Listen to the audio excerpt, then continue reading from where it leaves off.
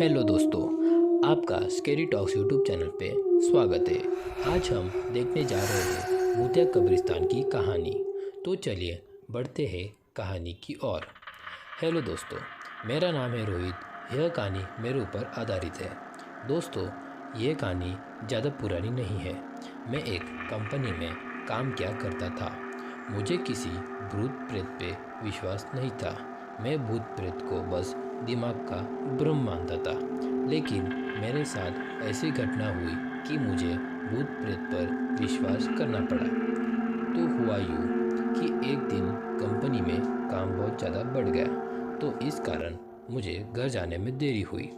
उस रात मैं अपने बाइक से जा रहा था, परंतु कुछ ही देर चलने के बाद मेरी बाइक खराब हो गई।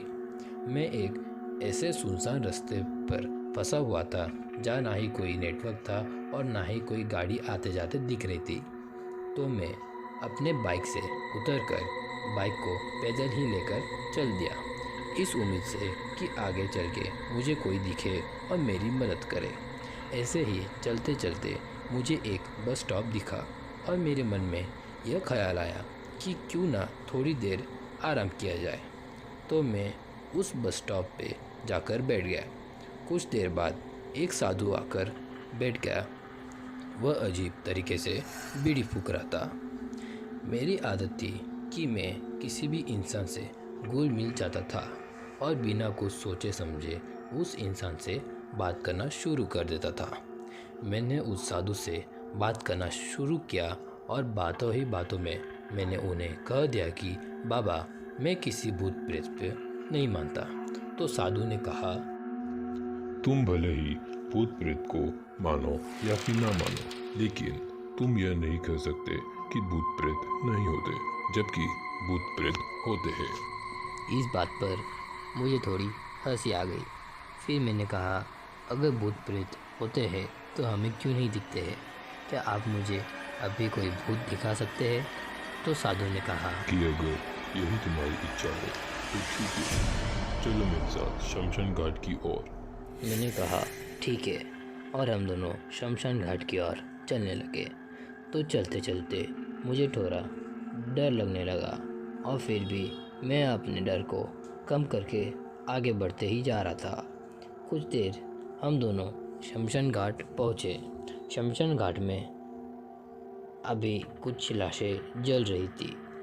साधु ने मुझे एक ऐसे स्थान पर बैठाया जहाँ कुछ समय पहले की लाश जली थी। साधु ने ज़मीन में एक लोहे की कील गाड़ दिया, उसमें एक सफ़ेद धागा बांध दिया। इस धागे का अंतिम डोर मुझे पकड़ने को कहा। अब मुझे हद से ज़्यादा डर लगने लगा था। मेरी सांस तेज होने लगी और मेरे हाथ पैर काँप रहे थे। फिर भी मैंने धागे को पकड़ लिया और मैंने देखा साधु ने अपनी पोटली से बतासे निकालकर कुछ 4 जगह पर रख दिया। सारे बतासे उस धागे के पास ही एक लाइन में रखे हुए थे। उसके बाद साधु ने मुझे सावधान रहने को कहा। साधु ने मुझे कहा कि इस बतासे को कुछ आत्माएं खाने को आएगी। जब तक वह इसको खाकर चले न जाए, तब तक तुम अपने हाथ के धागे को मत छोड़ना। यदि तुम धागे को छोड़ते हो तो तुम्हें नुकसान हो सकता है। फिर साधु ने मंत्र पढ़ना शुरू कर दिया। कुछ मंत्र पढ़ने के बाद साधु ने मुझे आँख बंद करने को कहा। फिर कुछ देर बाद ही आँख खोलने को कहा। जब मैंने आँखें को खोली तो मुझे मेरे कही हुई बातों पर विश्वास ही नहीं रहा। वास्तव में मैंने देखा कि वहाँ 4 आत्माएं बतासे खा रही थी। लेकिन जब मैंने यह देखा कि मेरे पड़ोसी जगदीश की भी आत्मा वहाँ थी, जो कि कुछ दिन पहले ही हार्ट अटैक से गुजर चुका था, मैंने उसे देखते ही मेरे हाथ से धागा छूट गया और मैंने आजू बाजू देखा तो वहाँ पर वो साधु भी नहीं था। तो डर के कारण मेरे रोंगटे खड़े हो गए। मैं तेज़ी से शमशान घाट से अपने घर की ओर भागने लगा। जब मैं अपने घर की तरफ जा रहा था तो मेरे पीछे से कोई मेरा नाम लेकर पुकार रहा था। मेरे पीछे से कई तरह की आवाज़ आ रही थी, लेकिन मैंने पीछे मुड़कर नहीं देखा। मैं जल्दी से भागकर मेरे घर पहुंचा और मैंने अपने माता पिता को सारी बात बता दी। फिर मैं अपने कमरे में जाकर सो गया। अगले ही दिन मेरी आँख उसी शमशान घाट पर खुली और उसी स्थान पर खुली जहाँ पर मैंने उन आत्माओं को देखी थी। मैं जल्दी वहाँ से उठा और भागने लगा और भागते भागते मैं बेहोश हो गया।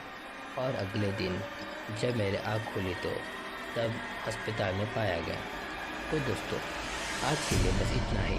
अगर आपको यह कहानी पसंद आई तो लाइक करें, शेयर करें, सब्सक्राइब करें और कमेंट करना ना भूलें। तो मिलते हैं अगले वीडियो के लिए। तब तक के लिए बाय।